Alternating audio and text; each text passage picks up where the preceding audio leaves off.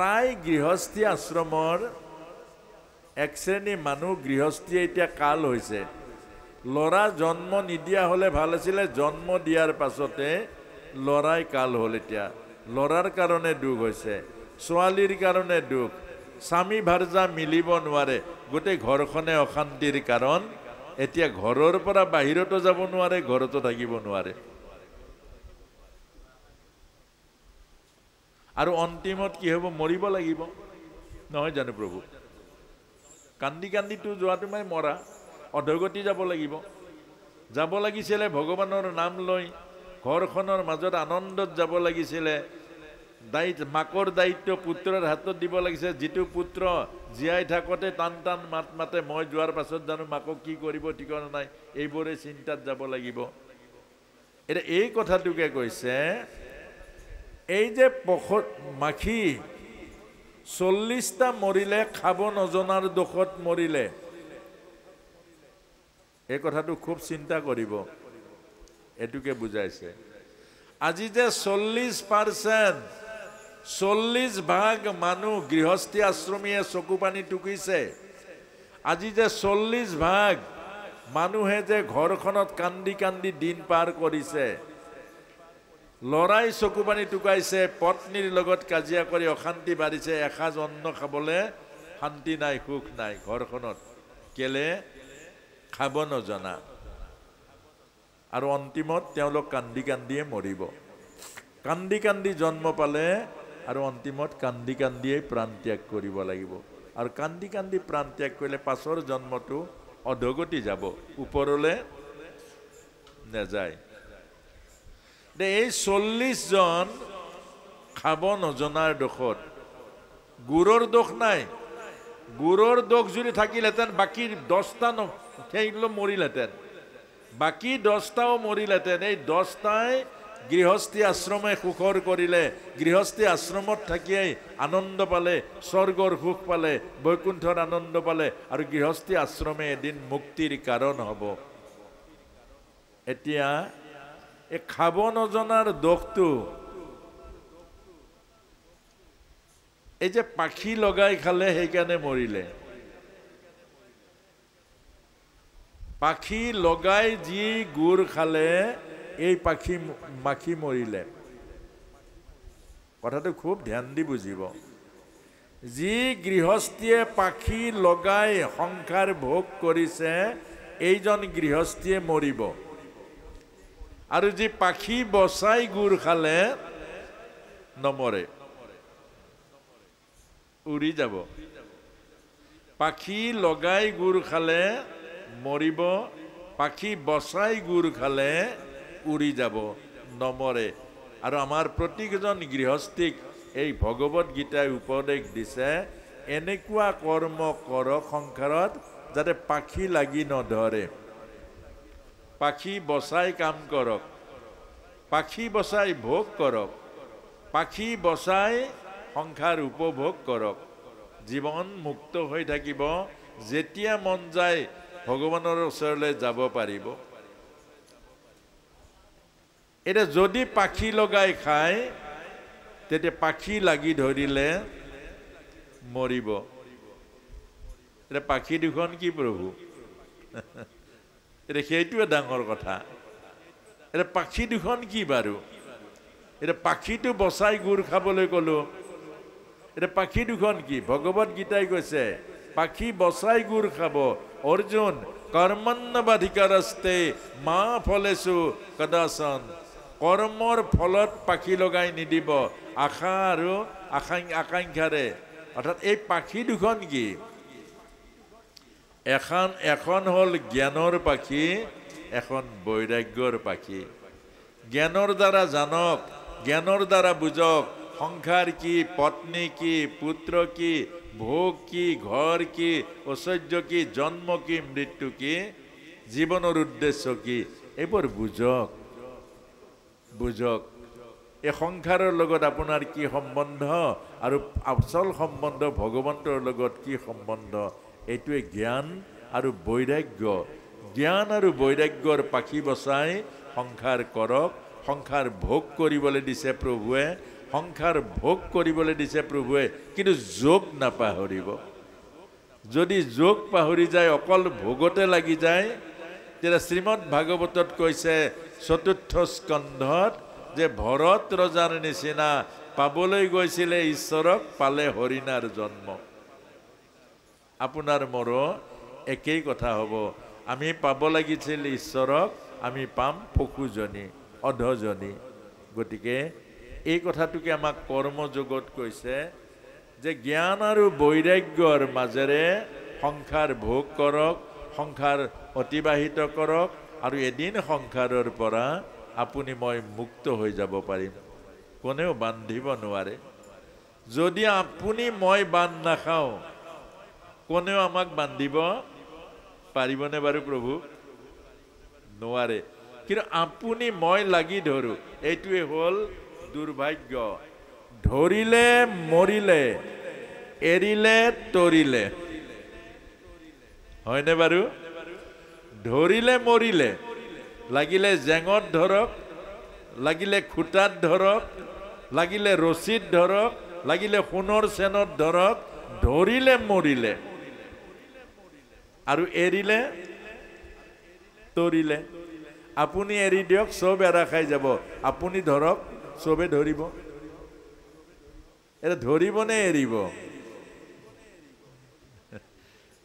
যিটো আপোনাৰ নহয় আপুনি কেলে ধৰে? ঘৰটোৱে কাহানি বা আপোনাক তই মোৰ বুলি কৈছে জানো?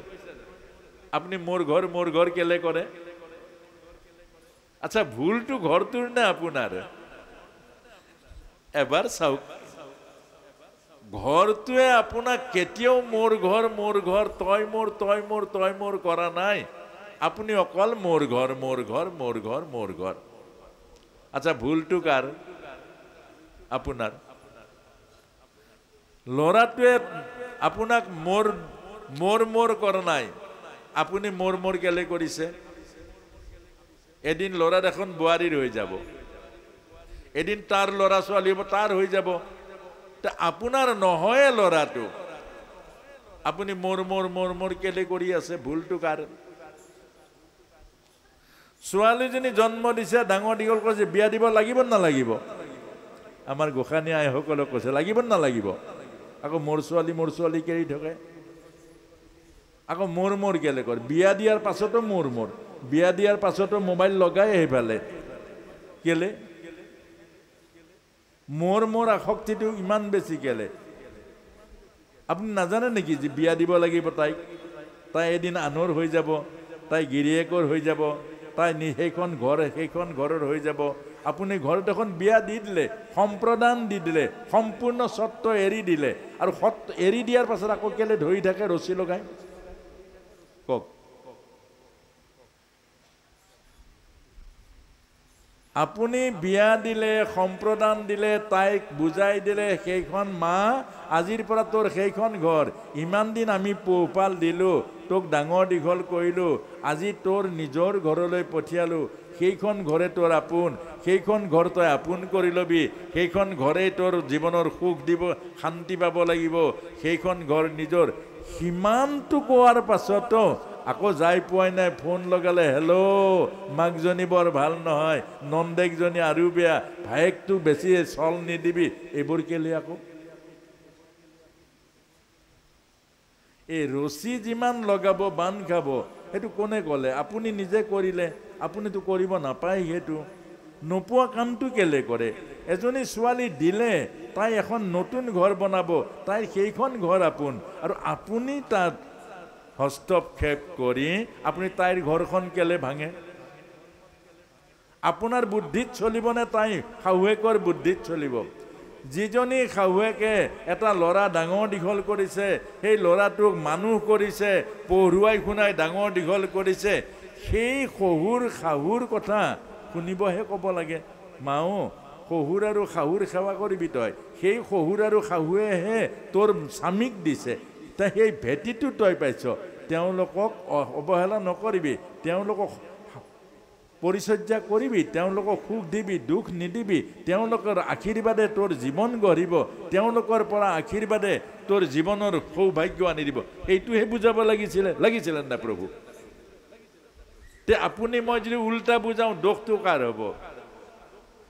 ছোৱালী ঘূৰি অহাৰ পাছতো দোষ হ'ব, ঘৰখন ভাঙিব, ছোৱালী গৈ ক'ৰবাত ভাড়া ঘৰত থাকিব, দেখিব মাক বাপেক খালে প্ৰতিদিন খাও দিব, আৰু প্ৰতিদিন খাও দিলে আপোনাৰ কন্যাগৰাকী জানো সুখত থাকিব? তাৰ মানে আমি সংসাৰী নুবুজা মানুহে এই পাপবোৰ নিজে নিজে কৰোঁ। আকৌ কৈছোঁ, পাপবোৰ আপোনাক খেদি নাহে, আমি পাপক খেদি আনো। আজি মোবাইল পোৱাৰ পাছত মোবাইলটোৱে মিছা কথা নকয়, আপুনি মিছা কথা কয়। মোবাইলে চব সঁচা কথা কয়, ডাটা যিমান দিয়ে সঁচা দিয়ে, হয় নে নহয়? আৰু আপুনি কেলে মিছা কথা কয়? আছে শিৱসাগৰত, ক'লে মই গুৱাহাটীত আছোঁ। ল'ৰা ছোৱালীৰ সন্মুখত দেউতাকে মিছা কথা কয় জানো? আপুনি মোবাইলে হ'ল, ল'ৰাটোৰ সন্মুখত যেতিয়া মিছা কথা ক'ব, তেতিয়া ক'ব দেউতা মিছলীয়া। সিহঁতৰ মনত লাগিবই দেউতাই মিছা কথা কয়। আৰু মিছা কথা কোৱাজনক শ্ৰদ্ধা কেতিয়াও নকৰে, হয় নে নহয়? এই কথাটোকে আমাক বুজাইছে যে আমাক সংসাৰে নাবান্ধে, আমাক কৰ্মই নাবান্ধে, আমাক কৰ্মই আগুৱাই নিয়ে, কিন্তু আমি দুৰ্ভাগ্য আমি নিজে নিজে বান্ধ খাওঁ, নিজে নিজে আসক্তিত কৰ্মৰ মাজত আমি সোমাই পৰোঁ। গতিকে মনত ৰাখিব, ভগৱত গীতাই কৈছে কাম কৰক, বান্ধ নাখাব। কাম কৰক, কৰ্মৰ স্বীকৃতি আপোনাক দিব, কিন্তু আশা আকাংক্ষা নকৰিব, আৰু কামনা বাসনাৰে কৰ্ম নকৰিব, স্বাৰ্থ কেতিয়াও নাটানিব। গতিকে এইখিনি কথাকে আমাক ভগৱত গীতাই কৈছে। আৰু কৰ্ম তিনি প্ৰকাৰৰ: সত্যগুণৰ কৰ্ম, ৰজগুণৰ কৰ্ম আৰু তমগুণৰ কৰ্ম। এতিয়া সত্যগুণৰ কৰ্ম সত্যগুণৰ আহাৰৰ পৰা হয়, ৰজগুণৰ কৰ্ম ৰজগুণৰ আহাৰৰ পৰা হয়, আৰু তমগুণৰ কৰ্ম তমগুণৰ পৰা আহাৰৰ পৰা হয়। অৰ্থাৎ গুণবোৰ খাদ্যৰ পৰা হয়। মনত ৰাখিব, আমাৰ ভিতৰত থকা ত্ৰিগুণ যিটো মায়া, অৰ্থাৎ সত্যগুণ, ৰজগুণ আৰু তমগুণ, এই তিনি গুণ আহাৰৰ পৰা হয়। সত্যগুণৰ আহাৰ যদি আপুনি গ্ৰহণ কৰে, তেতিয়াহ'লে সত্যগুণ আহিব আপোনাৰ মোৰ মাজত। আৰু সত্যগুণৰ বিচাৰ শুদ্ধ বিচাৰ। আৰু যদি ৰজগুণৰ আহাৰ বেছি খায়, তেতিয়াহ'লে ৰজগুণ আহিব। ৰজগুণৰ আহাৰ হ'ল অহংকাৰী, দম্ভ, স্বাৰ্থযুক্ত। আৰু তমগুণৰ আহাৰ যদি বেছি খায়, হিংসা আৰু কপটতা আহিব। তেতিয়া প্ৰতিটো কৰ্ম হিংসাযুক্ত হ'ব।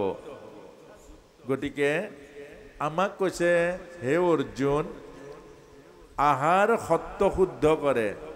গতিকে শুদ্ধ আহাৰ খাবা, শুদ্ধ মন আৰু ভাৱৰ অধিকাৰী হ'বা। যেতিয়ালৈকে শুদ্ধ আহাৰ গ্ৰহণ কৰিবা, মন আৰু ভাৱনা শুদ্ধ হ'ব, আৰু শুদ্ধ চিন্তা, শুদ্ধ বিচাৰ, আৰু হৃদয় পবিত্ৰ হ'ব। আৰু যদি ৰজগুণৰ আহাৰ বেছি খোৱা, তেতিয়াহ'লে ৰাগাত্মক হ'ব, দম্ভ আৰু অহংকাৰ তোমাৰ ভিতৰত প্ৰৱেশ কৰিব। গতিকে ৰজগুণৰ আহাৰ বেছি নাখাবা, সত্য প্ৰধান কৰিবা। আৰু যদি তমগুণৰ আহাৰ খোৱা, তেতিয়াহ'লে হিংসা আৰু কপটতা আহিব। আপোনালোকে চাবচোন, এক শ্ৰেণীৰ মানুহ, কোনোবাই গাড়ী এখন কিনিলে, তাত গৈ ভাল হৈছে বুলি ক'ব, কিন্তু আনৰ আগত গাই ফুৰিব, এই 2 নম্বৰী কৰি কিনি আনিলে। আকৌ তেওঁ ভগৱানৰ ওচৰলৈ, ইহঁতৰ গাড়ীখন এক্সিডেণ্ট হওক। কেলে? অৰ্থাৎ তেওঁৰ মানসিক অৱস্থাটো তেনেকুৱা। আৰু সত্যগুণৰ জনৰ কি ক'ব? সত্যগুণৰ জনে গাড়ীখন কিনা দেখিলে ফূৰ্তি কৰিব, বা বৰ ভাল কাম কৰিলে, আমাৰ গাঁৱত গাড়ীয়ে নাছিলে, ইমান ভাল কাম কৰিলে। সেইজনক গৈ বহুত প্ৰশংসা কৰিব, ভাই তুমি গাড়ীখন আনি বহুত ভাল কৰিলা, আমাৰ গাঁৱত গাড়ী নাই, কেতিয়াবা বিপদে আপদে অন্তত গাড়ীখন আমি পাম। আৰু অন্তত আমাৰ তুমি যেতিয়া গাড়ী আমাৰ গাঁৱত সোমালা, আমাৰ গাঁৱৰ কোনোবা ল'ৰাই আকৌ গাড়ী কিনিব, কেলে প্ৰেৰণা পাব যে অমুকে যেতিয়া গাড়ী কিনিলে যে ময়ো এখন কিনিম। এইটো সত্যগুণৰ চিন্তা আৰু ৰজগুণৰ চিন্তা আৰু তমগুণৰ চিন্তা। সেইকাৰণে আইমাতৃসকলক জনাইছে ভগৱত গীতাই তমগুণৰ আহাৰ ল'ৰা ছোৱালীক নোখোৱাব। তমগুণৰ আহাৰে হিংসা আনে আৰু মানে জড়তা আনে, কৰ্ম বিমুখ কৰে, গতিকে তমগুণৰ আহাৰ নোখোৱাব। আৰু ৰজগুণৰ আহাৰটো কম খুৱাব, সত্যগুণৰ আহাৰ বেছি খুৱাব। আপোনাক সবে মাছ মাংস খাই যেতিয়া ভগৱত গীতাই বাধা দিয়া নাই, খাওক, কিন্তু নিয়ন্ত্ৰণত খাওক, অৰ্থাৎ নিয়ন্ত্ৰণৰ মাজেৰে খাওক। যেনেকৈ গাড়ীত ব্ৰেক দিছে, জিভাতো ব্ৰেক লগাওক। কিন্তু বহুত মানুহৰ জিভাত ব্ৰেক নাই, খালী ভাত খাবই নোৱাৰে, সেইটো নাই কোৱা। আপোনাৰ ব্ৰেক ফেইল হৈ যাব, কৰবাত গৈ খুন্দা মাৰিব। কেনেকৈ খুন্দা মাৰিব? অন্তিমত আপোনাৰ ভগৱানৰ নাম ল'ব লাগে, ভগৱানৰ নাম নাহিব, মাংসৰ জোল বিচাৰিব, পাছত বাঘ আৰু সিংহ হৈ যাব। যদি আপুনি কাৰোবাক অত্যন্ত বেয়া পায়, হিংসা বাঢ়ি যায়, তেতিয়া অন্তিমত যদি কাৰোবাৰ প্ৰতি হিংসা আহে, তেতিয়া আপুনি পাছৰ জন্ম কুকুৰ নহ'লে সাপ হ'ব। কেলে অন্তিমত চবে মাত লগাব যায় নে নাযায়? বিচনাত পৰি থাকিলে খবৰ ল'বলৈ যায় নে নাযায়? আপুনি অত্যন্ত বেয়া পোৱা মানুহ এজনো যাব, আৰু সেই বেয়া পোৱা মানুহজন আগত ওলালে আপোনাৰ মনটো প্ৰতিহিংসাত তাৰ প্ৰতি বেয়া ভাৱ আহিব, আৰু সেই বেয়া ভাৱত যদি আপোনাৰ প্ৰাণবায়ু গুচি যায়, পাছৰ জন্ম আপুনি কুকুৰ হ'ব। এইকাৰণে কুকুৰবিলাকে এনে কাজিয়া কৰি ফুৰে, কিবা শত্ৰু আছে জানো? এই আগৰ জন্মৰ প্ৰতিহিংসাত যাৰ প্ৰাণ যায়, পাছৰ জন্ম কুকুৰ হয়। এইটোৱে ভগৱত গীতাত কৈছে, ইয়ং ইয়ং বাপি স্মৰণ ভাৱন তেজ্য তেন্তে কলেবৰম তম তমেব ইতি কন্তেয় সদা তদ্ভাৱ ভাবিতাহ। অন্তিমত যিটো ভাৱনা আহে, সেই ভাৱনাই আপোনাক নতুন জন্ম দিয়ে। অৰ্থাৎ এইটো ভাগৱততো কৈছে, এই ভৰত ৰজাৰ অন্তিমত হৰিণাৰ ভাৱনাত নমৰিলে জানো? হৰিণাৰ চিন্তাত মৰাৰ কাৰণে পাছৰ জন্ম হৰিণা হ'ল। পুৰঞ্জন ৰজা ভাগৱতত কৈছে, তিৰতাৰ চিন্তাত মৰাৰ কাৰণে পাছৰ জন্ম নাৰী জীৱন লাভ কৰিলে। সেইকাৰণে আপোনাক মোক সাৱধান কৰি দিছে যে আমি তমগুণটো আনিবৰ কাৰণে ল'ৰা ছোৱালীক তমগুণৰ খাদ্য নোখোৱাব। তমগুণ মানে উচ্ছিষ্ট, বাঁহী আগা দিনাই বনাই থোৱা, কাৰোবাৰ জোঠা। বহুতে এটা কাম কৰে আকৌ, সেইটো ক'বলৈও ভাল নালাগে, সকামলৈ যায়, খোলত দৈ গাখীৰ আৰু কোমল চাউল দিয়ে, আধা তাত খায়, আধা ল'ৰা ছোৱালীলৈ লৈ আনে। সেইটো নহয়, আধা খোৱা বস্তু কেতিয়াও নানিব, উচ্ছিষ্ট হ'ল তমগুণৰ। নিজে অকণমান বেলেগ এটা পাত্ৰলৈ খাব আৰু বাকীখিনি সুন্দৰকৈ আনিব। এতিয়া বহুতে কি কৰে, প্ৰসাদ দিলে সকামত, তাৰ ওপৰতে খালে আৰু এই জোঠা প্ৰসাদখিনি ঘৰলৈ লৈ আনে, আৰু সেই প্ৰসাদখিনি প্ৰসাদ ভাৱনাৰে ঘৰত যদি আৰু কোনোবা আলহীও থাকে, তাৰ প্ৰসাদ তেওঁলোককো দিয়ে। পাপ লাগিব নালাগিব? পাপ লাগিব নাই প্ৰভু? আপুনিও জানে যে মই এই প্ৰসাদটো যদি জোঠা কৰি লৈ যাওঁ, আমাৰ ঘৰত চবে খাব, আৰু যদি কোনোবা আলহী এজনো থাকে প্ৰসাদ ভাৱনাৰে দিব নিদিব? দিব নে নিদিব? বিনিময়ত পাপ হ'ব নে নহ'ব? অৰ্থাৎ আমাক এইটোৱে কৈছে যে আমাক ভগৱানে মানুহ জন্ম দিছে, জ্ঞান দিছে, বুদ্ধি দিছে, বিবেক দিছে। এতিয়া জ্ঞান বুদ্ধি আৰু বিবেকেৰে যদি আমি পৰিচালিত নহওঁ, আমি যদি আনকনচিয়াছ, অচেতনৰ নিচিনা আমি কামবোৰ কৰোঁ, তাৰ পৰা আমাৰ পুণ্যটো নাহে, পাপটো আহিব, আৰু তাৰ পৰাই আমাৰ পাপ হয়। আৰু পাপবোৰ কি? দুটা পাপ আছে, এটা দেহৰ পাপ, এটা হ'ল আধ্যাত্ম জীৱনৰ পাপ। দেহৰ পাপটো ক'ৰ পৰা হয়? অখাদ্যৰ পৰা হয়। আপুনি খাব লাগে এতিয়া অন্ন, এইখিনি অন্ন খোৱা সময়। আপুনি খাইছে বেলেগ চানা ভাজা, ৰুটি ভাজি, সেইটো পাপ। অৰ্থাৎ আপুনি খাব নালাগে এতিয়া, কিন্তু আপুনি খাই দিলে পাপ। পাপৰ ফল কি? গেষ্ট্ৰিক। পাপৰ ফল গেষ্ট্ৰিক হ'ব নাই প্ৰভু? খাব লাগে ভাত 12টা বজাত, আপুনি তেতিয়া আৰু চাহ আৰু কিবা এটা খাইছে। ৰাতি 10টা বজাত খাব লাগে আপুনি অন্ন, আপুনি সেই অন্ন খাইছে ৰাতি 2টা বজাত, পাপ হ'ব, এইটো পাপ। আৰু তাৰ বিনিময়ত আপোনাৰ শাৰীৰিক বেমাৰ হ'ব। এতিয়া মানসিক বেমাৰ কেনেকৈ হ'ব? আধ্যাত্মিক বেমাৰ। পাকঘৰত চেনিৰ বয়ামটো কোনোবা আপোনাৰ ল'ৰাটোৱে চেনি উলিয়ালে, আপোনাৰ শিশুটোৱে, পাকঘৰতটো আপোনাৰ নিয়ন্ত্ৰণ নাই, চব সোমাব পাৰে, আপুনিতো পাকঘৰত কোন কোন সোমাইছে গম নাপায়। তে চেনিৰ বয়ামৰ পৰা আপোনাৰ নাতিটোৱে চেনি উলিয়ালে, তাৰ জোঠা চাহত গুলিলে, চামুচখনেৰে আৰু চেনি আনিলে, খাই চালে চেনি নাই হোৱা, আকৌ লৈ আনিলে, আকৌ চেনিৰ বয়ামটো জোঠা কৰি দিলে। আৰু সেই জোঠা চেনি যদি কোনোবা ভকতক খুৱায়, সেই জোঠা চেনি যদি কোনোবা অতিথিক খুৱায়, আপোনাৰ আধ্যাত্মিক পাপ হ'ব। আধ্যাত্মিক পাপ মানে আপোনাৰ ভক্তি হেৰাই যাব। আপোনাৰ নিজে ক'বলৈ আৰম্ভ কৰিব, এই ভগৱান চগৱান নাই দেই, এই ধৰ্ম চৰ্ম কোনো নাই। আপোনাৰ নিজৰ পৰা এই আধ্যাত্মিক পাপ হ'ব।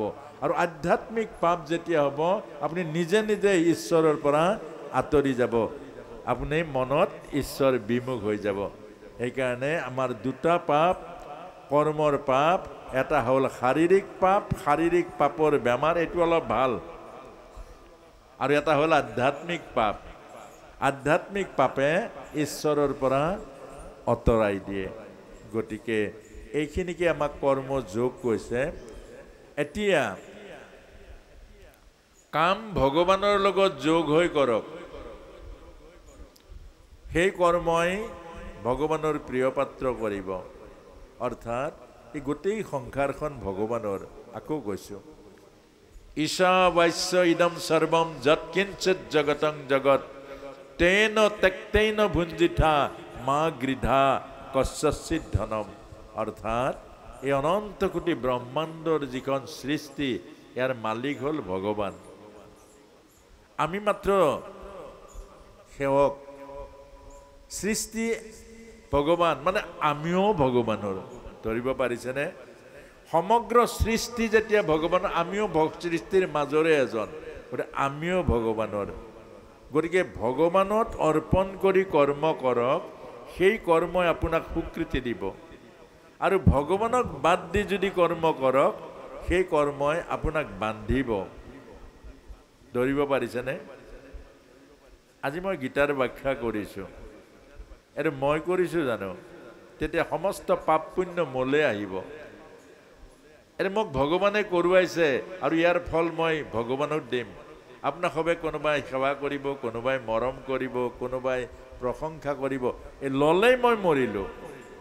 কোনোবাই মোক যদি প্ৰশংসা কৰিছে, বৰ সুন্দৰ কৰিছে, মই বাইপাছ কৰি দিব লাগিব। প্ৰভুৰ ইচ্ছা, প্ৰভুৱে কৰাইছে। মই ল'লেই বন্দী হৈ গ'লোঁ। গতিকে সকলো ভগৱানত অৰ্পণ কৰি দিয়ক। আজি আপোনাক সবেও এই শুনিছে কথাখিনি, শুনি আপোনাক সবে জীৱনটো ভগৱানত অৰ্পণ কৰি দিয়ক, যে প্ৰভু, ময়ো প্ৰভুৰ দাস, মোৰ কৰ্ম প্ৰভুৰ কৰ্ম, এই সৃষ্টিখনো প্ৰভুৰ। অৰ্থাৎ তেতিয়া আপোনাক মোক কৰ্মৰ ফলে নাপায়, কৰ্মৰ বন্ধনে নাপায়, আৰু স্বীকৃতি সমস্ত আপোনাৰ মোৰ জীৱনলৈকে আহিব। এইখিনিকে আমাক কৈছে কৰ্মযোগত